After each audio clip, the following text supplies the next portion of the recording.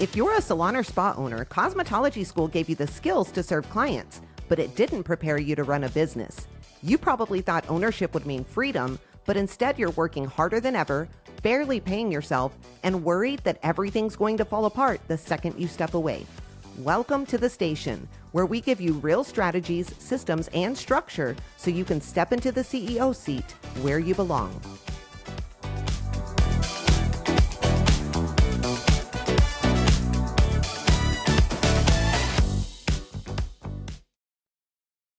Hey friends, welcome back to the station. This is a podcast for salon and spa owners who are ready to step fully into leadership, build profitable, driven systems, and finally create a business that gives you your life back. I'm Bree, founder of the Beauty Biz Agency, and as always, I've got my amazing co-host, co-founder, and bestie here with me today. Hey Chandra, how are you? Hello, doing really good today. Nice. All right, so today's topic is one that I know a lot of people out there listening are going to feel deep in their gut, I think. We are going to talk about the hidden cost of those good enough stylists that we all seem to just keep around forever. You know the ones. They're nice, they show up, they don't cause too much drama, but they also don't grow. They don't rebook well, they don't sell retail, and their numbers, they probably haven't really changed in years.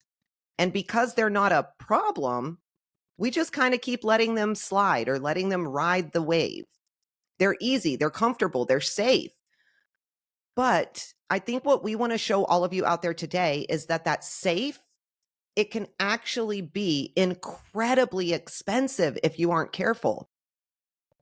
Because while these stylists or technicians, they might not be causing you all of these problems, they're quietly costing you a lot of things, not just money. And if you're not careful, you are going to start building your businesses around their comfort instead of your standards. So before we dive in, we have to share a win with you that came from one of our amazing BBA members. And I think it kind of fits in perfectly with what we're going to talk about. She had a stylist who had been with her for years. She was loyal, she was dependable, and the clients liked her just fine. But her numbers, they had been flat for almost 3 years straight. No growth, no retail, no rebooking improvement, none of those things. And the owner of the salon told us she's not a problem, she's just kind of there. And when she said that, Chandra and I both knew exactly what we had to work on. So during one of her one-on-one calls, we pulled the numbers and compared them to all of the benchmarks that we had created. And when we did the math, we found out that that stylist, she was producing almost $4,000 less a month than what the salon average even was. That's terrible. Guys, that is $48,000 a year in lost revenue from one chair alone. One chair. So we got to work. We created a coaching plan, a clear 90-day improvement path, and accountability systems that she could present to this stylist. About a week later, she had the conversation with that stylist, and throughout the next 90 days, she gave the stylist the support that she needed, and the owner followed through very, very well with every part of the systems that we built. After the 90 days were up, there was still no change. So the owner made the tough call to let her go. And within a few months, that open chair became one of her highest producing chairs that she had. The owner told us later, I was so scared to lose her, but keeping her was the thing holding my salon back. Chandra, I think so many owners, they stay stuck just right there in that in-between space where the stylist isn't too bad, but they're also not doing anything amazing. They're not growing. They're not doing the things that you have to do. Why do you think that's such a hard thing for owners to clearly see and deal with? I think a lot of it's emotional because they see this person and they're like, oh, they're good. They show up. I could rely on them. They don't cause problems and they don't want to rock the boat. Right. And so I think that they just kind of let them skate. They don't want to have the conversation. They don't want to push them. They don't want to do any of those things because they're just afraid of losing them. And I think they don't realize that that is holding your business back. Like I've been guilty. I've kept a lot of those people for many years over the course of owning my salon, and it always hurt us. And so I think that, people don't realize that. They just think they're there and, they hurt your culture too, because they don't strive for growth. And that starts to make other team members like feel like they can kind of just skate, And so I think it's definitely one you have to nip. And everybody, I think owners a lot of times are afraid of holding people accountable at the end of the day. Yeah, I think owners would rather deal with anything over drama. Anything. And I also know that everything people have been through in this industry, you and I know it's hard.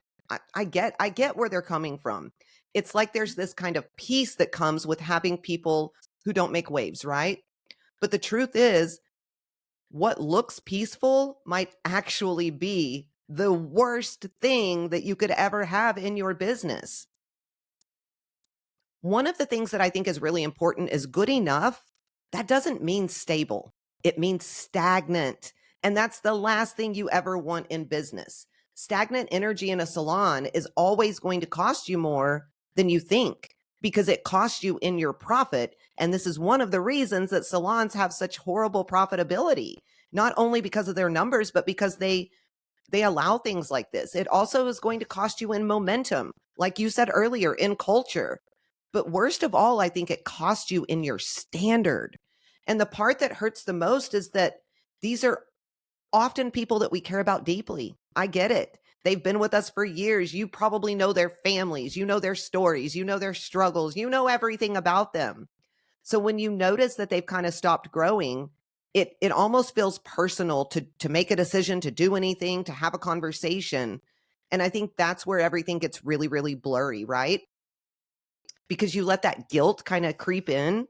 And when that guilt walks in, I think the standard walks out. And that is a big, big problem. You rationalize everything.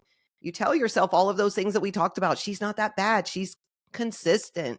She's earned a little bit of grace because she's been loyal. We hear that one all the time. But everybody in your salon is watching. They watch who gets coached, who doesn't. They're watching who gets held accountable, like Chandra said, who gets a pass.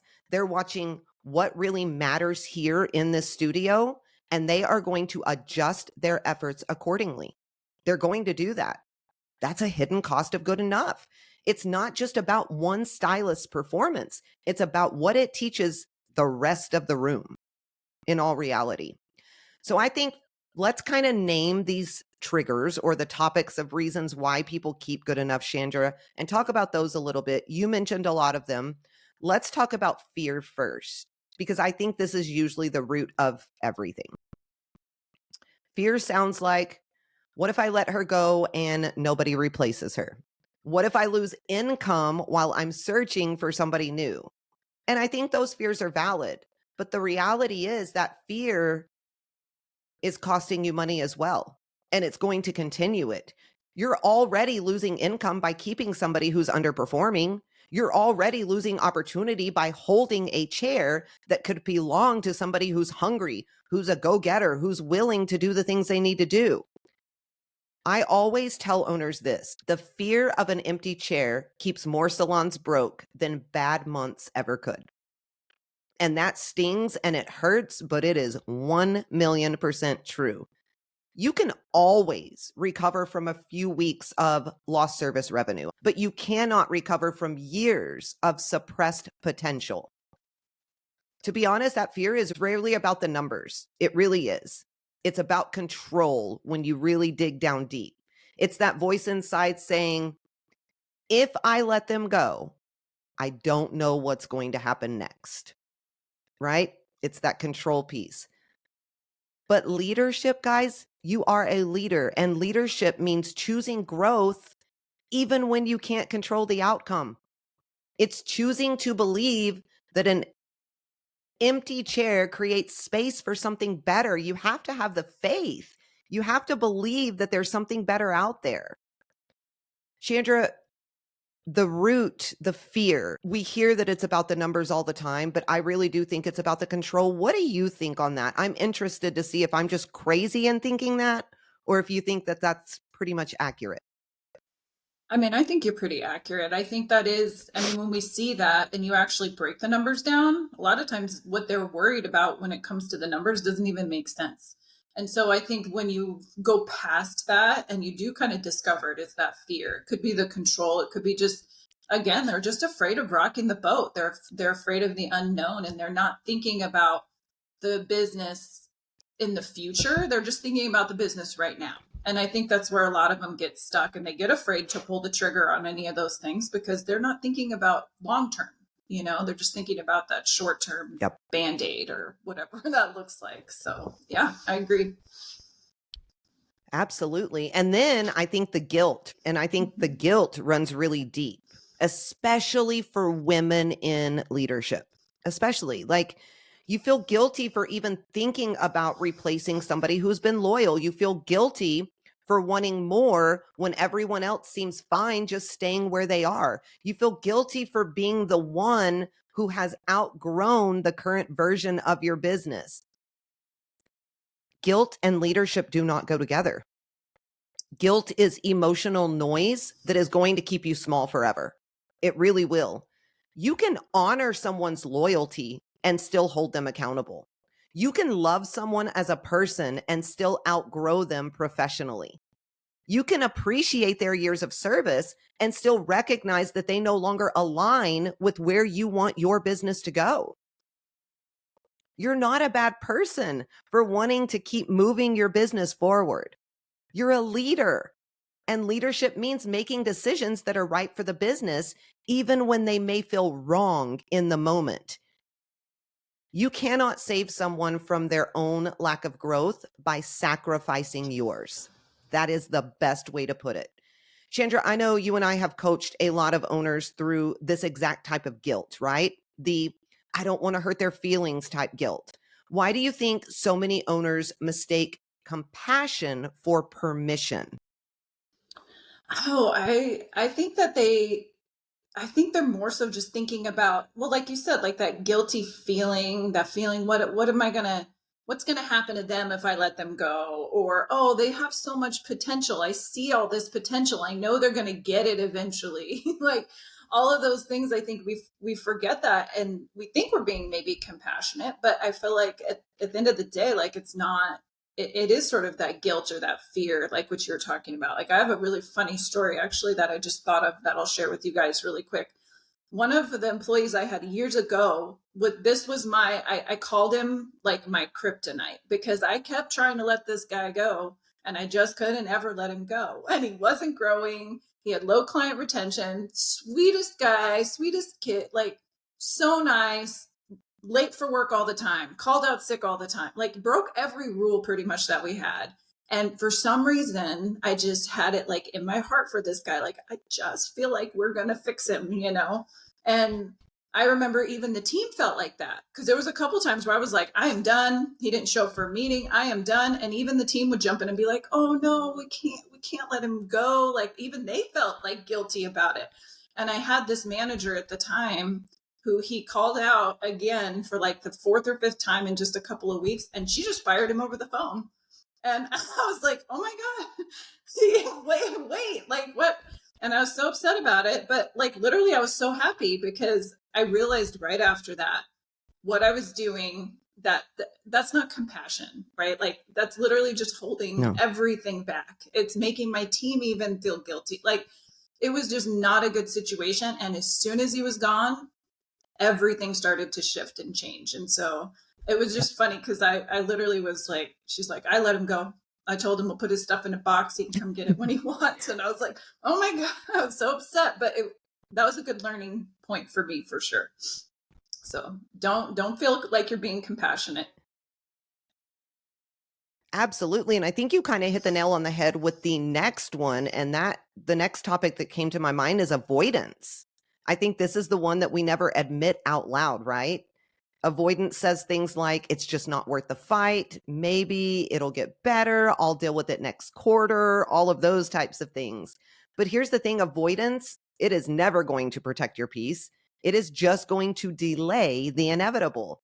Every week that you avoid the conversations, you're just reinforcing the problems that you have. Mm-hmm. You train your team that silence means acceptance. And before you know it, that one good enough technician or stylist, they are your new standard. It comes in quick, guys. It takes over quick. The team is going to stop stretching because they don't see you stretching as the leader. They stop trying because they don't see you holding the line where you need to hold it. And that is how you get those small cracks in your culture. It's not overnight, it's slowly, it's through every single moment that you choose comfort over clarity. That's the reality of it. Chandra, you and I have seen this pattern over and over again, especially with avoidance, where an owner just, avoids that one tough conversations for 3, 6, 9 months even. And by the time they finally address it, the entire salon's energy has just changed. Why in the world do owners avoid things like this in the beauty industry? I think it all stems down to their leadership and how they feel as a leader. And I think for some reason in our industry, salon owners get into it, but they don't realize they are the leader of the business and they're in charge. They think of themselves like everybody else. So they have a hard time letting somebody go because I feel like they're thinking of themselves as like a service provider, as an employee, instead of looking at the bigger picture. You're the one in charge, you're the leader. And that just seems to be such a difficult thing for owners in this industry to wrap their head around. I mean, even when we start working with them, I'm like, Yep. you're the one that's in charge. You have to handle this. And they're just like, oh, like they're so stressed out about it. It's like it takes a while to build that leadership. But I think that's a big reason. I think they just don't get that how important it is for their business to grow, and that it's kind of part of your job now. Like you stepped into that leadership role. Yeah, and I think this is where being behind the chair really, really causes issues. And I'm just going to be honest with people out there because I do. When we are behind the chair, we stay in that stylist mentality. And so, like you said, we see ourselves in those people. It is really hard to lead when you put yourself on an even playing field with all of your employees. You actually can't lead that way because you're feeling everything that they're feeling. You're thinking of yourself just as them, like you said. That is why it's so important to at least have the option to be in that CEO role and then step back behind the chair if you need to, if you want to, whatever it looks like. But I think the mindset shift can only happen when it's optional. It's very, very hard to do when you're still back there. All right, guys, let's make this practical because awareness without action is never going to create change. So if you have a good enough stylist or technician that is on your team right now, here is a simple, simple framework so you can start turning that situation around like today. First of all, pull the numbers. You can't fix what you don't face. You just can't. So you have to get clear on their actual performance compared to whatever your benchmarks are, the rebooking, the retail, the retention, the service revenue. You need to get that data in black and white so you know exactly what it is. And then you want to create that coaching path. You want to map out 30, 60, 90 days of a growth plan. Specific goals need to be on here, real accountability checkpoints, not just vague, let's do better. It needs to be a real conversation with a real plan. Then you have to communicate that very, very clearly. Have the hard conversations. Do it with compassion, do it with clarity, but have them. You need to let people know where they stand, what's expected, what support they're going to receive, but what it's going to look like moving forward and the changes that they need to make. And then you have to hold that standard. This is the part where most of you guys start backpedaling. Like you just backpedal really, really quickly. You can't do that. If there is no improvement, you have to follow through. You have to protect your standard like your business depends on it because it does. It absolutely does. And then remember, trust the empty chair. An empty chair creates opportunity. It creates space for you to bring in somebody who's driven, who's hungry, who is more aligned. It protects your culture from slowly lowering its bar. Chandra, when owners finally do these steps, this work, when they set the standard, they coach clearly, they actually follow through, it's like something just changes like a light bulb overnight, right? What do you notice when this usually happens? Well, I mean, I think your team actually gets more motivated and excited. I think the owner gets more motivated and excited because they're starting to step into that CEO role. think the scariest part is getting yourself into that role, but once you actually do, it becomes much easier. And I think then you start to get excited about helping them grow. Like you start to get more excited about making those changes in them.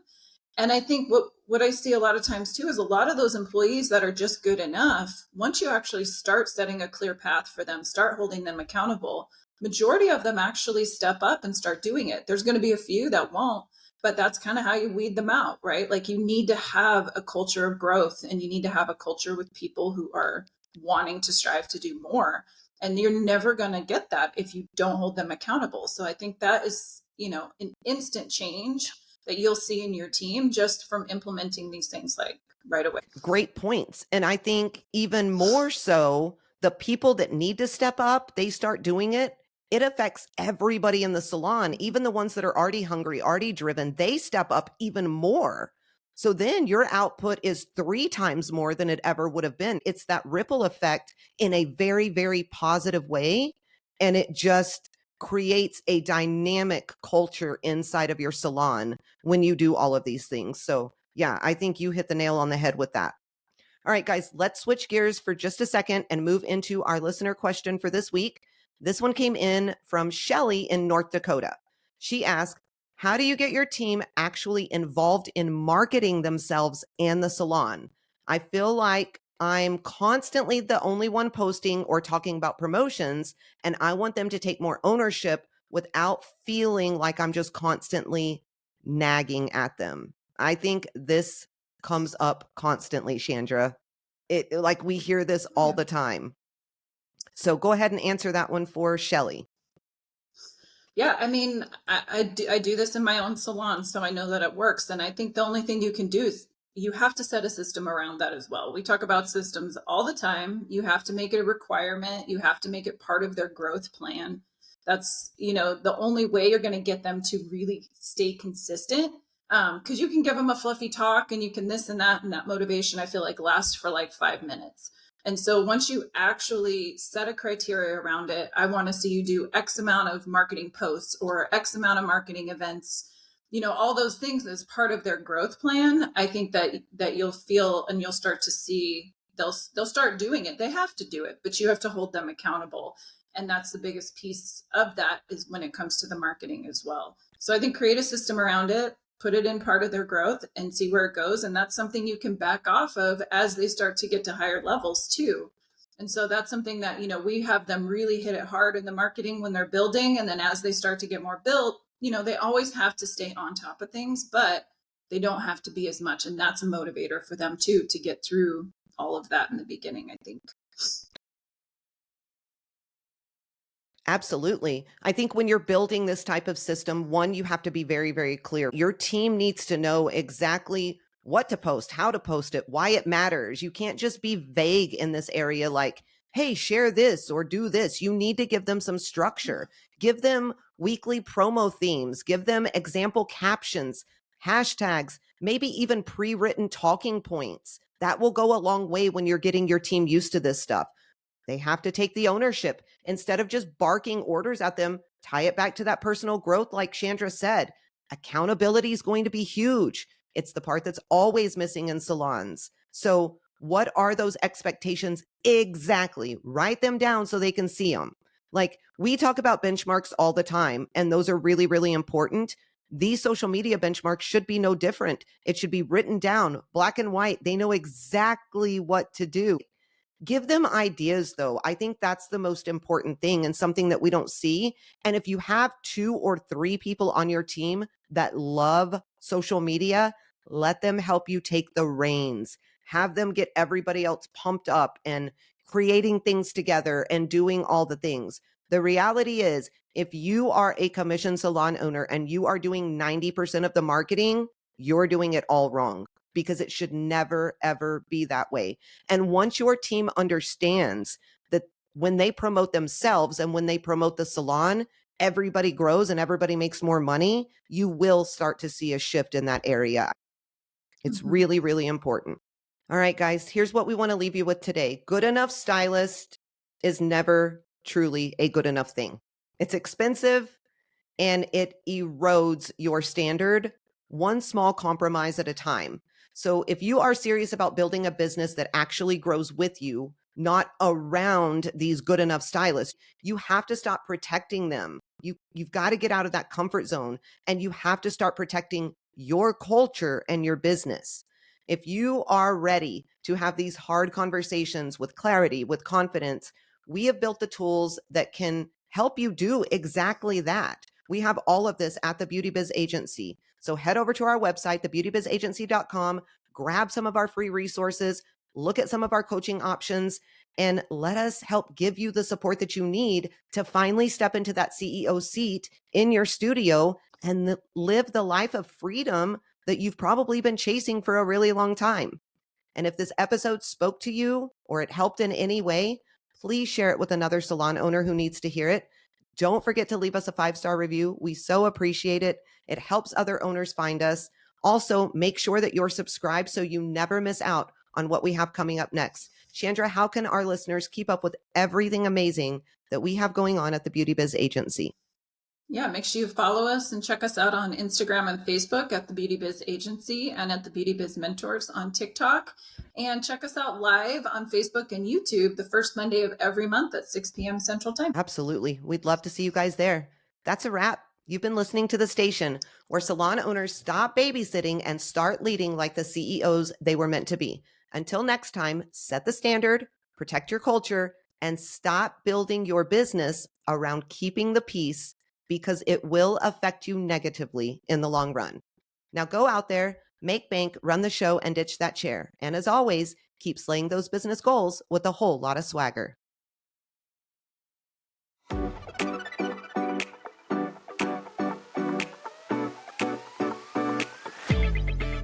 If this episode lit a fire under you, don't just walk away and let it die out. Deep down, you already know where you want your business and your life to go. And the truth is, the only thing standing between where you are and where you want to be is a real plan to get you there. That's exactly what we help you build. So if you're ready to stop trying to figure it out on your own, head to thebeautybizagency.com and book your free strategy call. That call can give you the clarity that you've been needing and a real plan to move your business forward. Because at the end of the day, the only thing standing between you and the salon business you've been dreaming about is whether or not you're willing to take the action and the steps in order to build it.